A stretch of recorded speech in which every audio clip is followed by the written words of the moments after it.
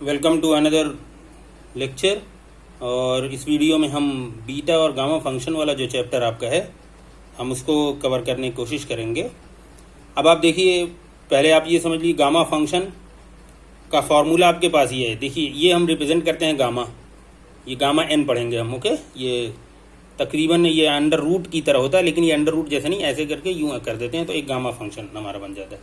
अब ये gamma function क्या है, क्या इसकी डिटेल है, हम इसमें नहीं जा रहे हैं, बस हमें एग्जाम पर्पज से ये वीडियो हम बना रहे हैं, तो इसलिए हम इसको हम ईलर सेकेंड इंटीग्रल भी कहते हैं। ओके, और जो हमारा बीटा फंक्शन होता है वो ईलर फर्स्ट इंटीग्रल कहलाता है। देखिए इसकी कुछ प्रॉपर्टी होती है, गामा 1 की वैल्यू 1 होगी और गामा 2 की वैल्यू भी 1 ही होगी। देखिए, और गामा n+1 अगर है तो n गामा n लिख सकते हैं, और गामा n+1 को फैक्टोरियल n भी लिख सकते हैं। इसीलिए देखिए गामा अगर n की वैल्यू 1 रख दें, जो हमने कहा ना गामा 2 इक्वल भी 1 होगा। कैसे? अगर n की वैल्यू 1 पुट करते हैं, 1+1 ये क्या हो जाएगा, गामा 2, और 1 यहाँ पे n की वैल्यू 1 है तो क्या है, 1 फैक्टोरियल, तो इसकी वैल्यू क्या होगी, 1 ही हो जाएगी। दैट मीन्स गामा 1 की वैल्यू भी 1 होगी, गामा 2 की वैल्यू भी 1 होगी। तो अब गामा n+1 की वैल्यू फैक्टोरियल n लिख दीजिए, या गामा n+1 को आपका ये n गामा n। ओके, ठीक है।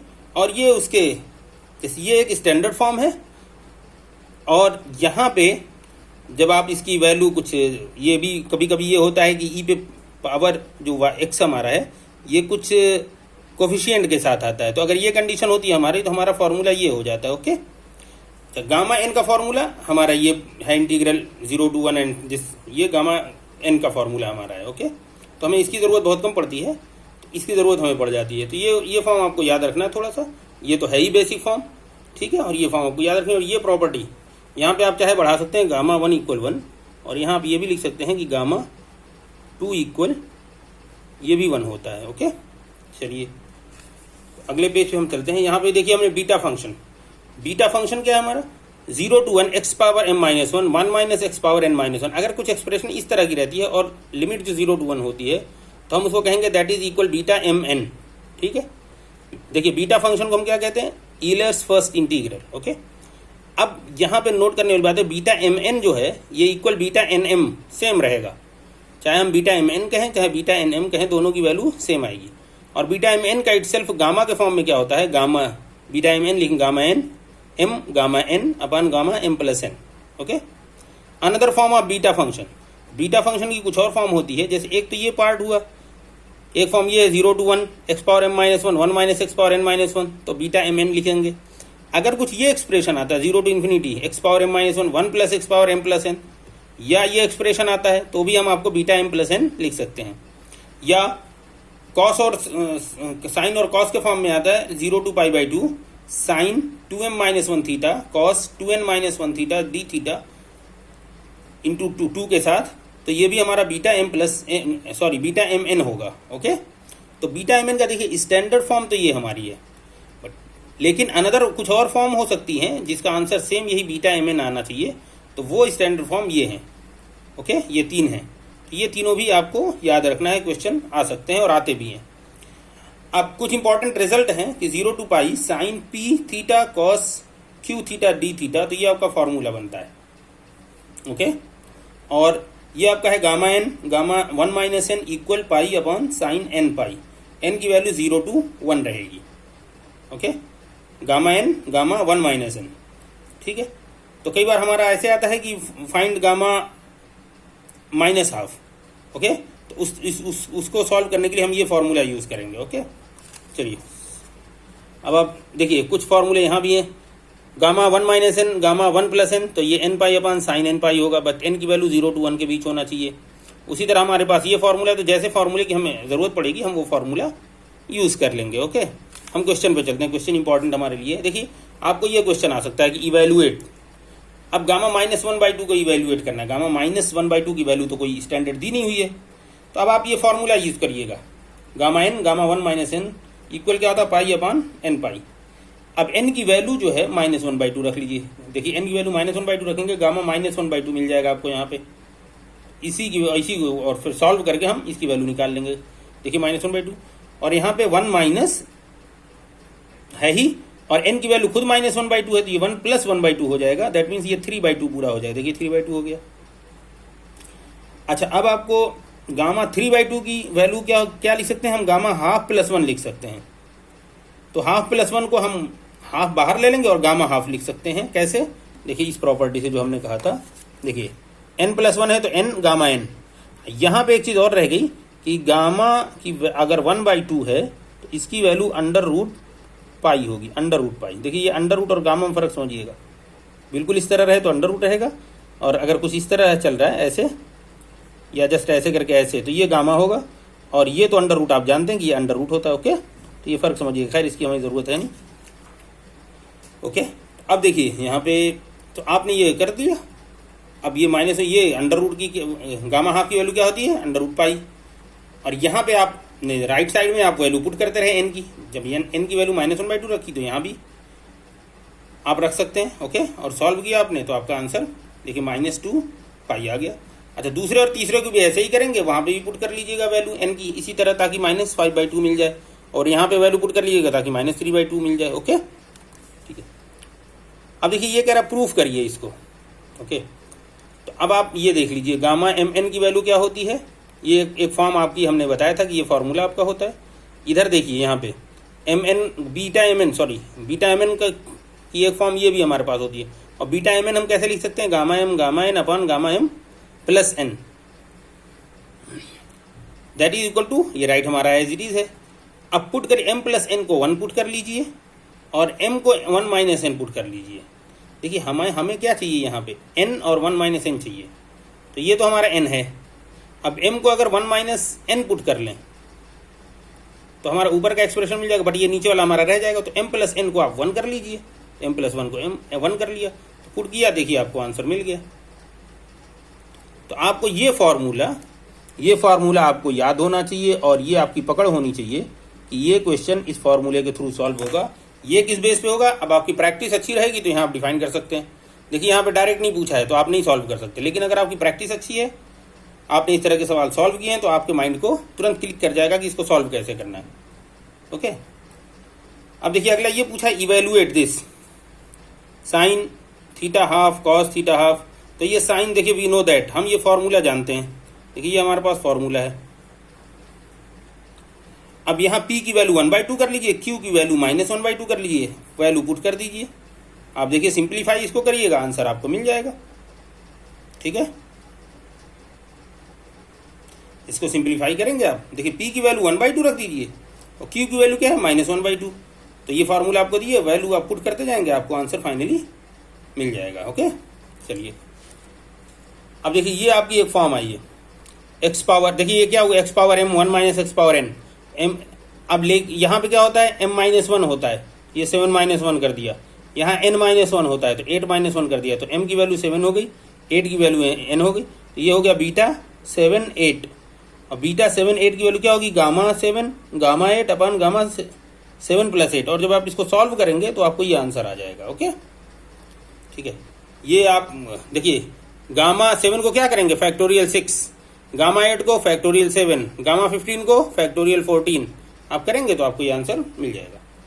अब ये आपको प्रूफ करना है तो राइट हैंड साइड ले लीजिए और आपको बीटा एम एन की वैल्यू, आपको फार्मूला पता है।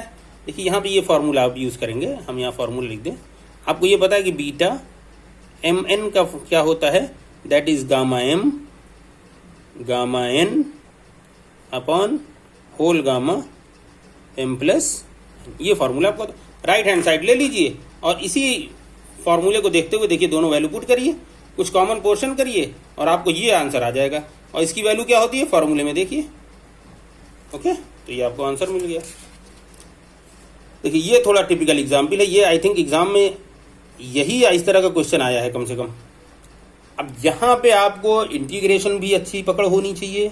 दूसरी बात ये है कि आप इंटीग्रेशन का जो ट्रांसफॉर्मेशन है, जहाँ पे वैल्यू पुट करते हैं, एक्स को कुछ और सपोज हम करते हैं और वहाँ पे हम डिफरेंशिएट करके ऊपर वाली जो पार्ट है उसको हम चेंज कर देते हैं दूसरे वेरिएबल में। तो जब ये आपको पता होगा कि देखिए गामा का रोल तो यहाँ से शुरू हो रहा है, गामा से पहले यहाँ तक आपको इस पोर्शन तक आपको इंटीग्रेशन यूज हुआ है। तो जब तक आपको अच्छा इंटीग्रेशन नहीं आएगा, आप यहाँ तक कर ही नहीं पाएंगे, तो आपको आगे का प्रोसेस तो नामुमकिन है। तो आपको यहाँ पे इंटीग्रेशन बहुत अच्छा आना चाहिए। अब इंटीग्रेशन अगर नहीं आ रहा होगा तो इसको साइन और कॉस में आप चेंज नहीं कर पाएंगे। जब तक साइन कॉस में ये चेंज नहीं होगा आप इसको इस तरह पुट नहीं कर पाएंगे। तो अगर आपकी प्रैक्टिस बहुत अच्छी होगी तो ये आपको समझ में आ जाएगा, और अगर नहीं इसकी प्रैक्टिस है तो अभी इंटीग्रल अब इस वीडियो में बताया नहीं जा सकता। तो जिनको ये समझ में आ रहा है वो तो ऑलरेडी ये कर जाएंगे, और अगर जिनको ये समझ में नहीं आ रहा है तो अब इसको समझने की कोशिश मत करिए। फिलहाल जो आपको ईजी लग रहा है वो पोर्शन आप इसका गामा फंक्शन का कवर कर लीजिए। इसलिए हम इसको बहुत डिटेल नहीं समझाने जा रहे हैं, हम सिर्फ वो ले रहे हैं जो गामा पोर्शन के साथ गामा के साथ सॉल्व हो जाता है। यहाँ इंटीग्रेशन की अच्छी पकड़ आपको होनी चाहिए।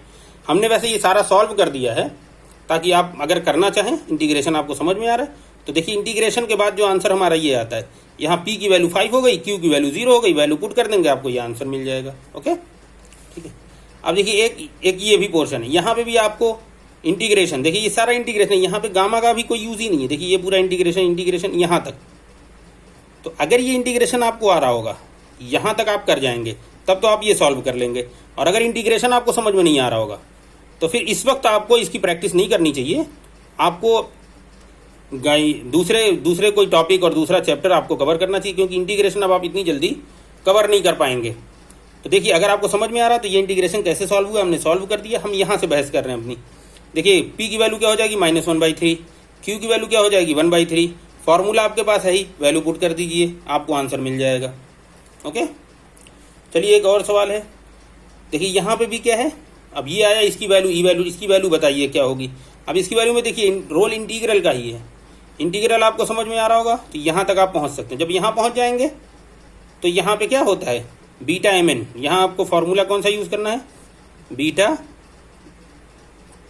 mn। क्या होता है, इंटीग्रल 0 to 1 x के पावर m-1 1 माइनस एक्स के पावर n-1 dx।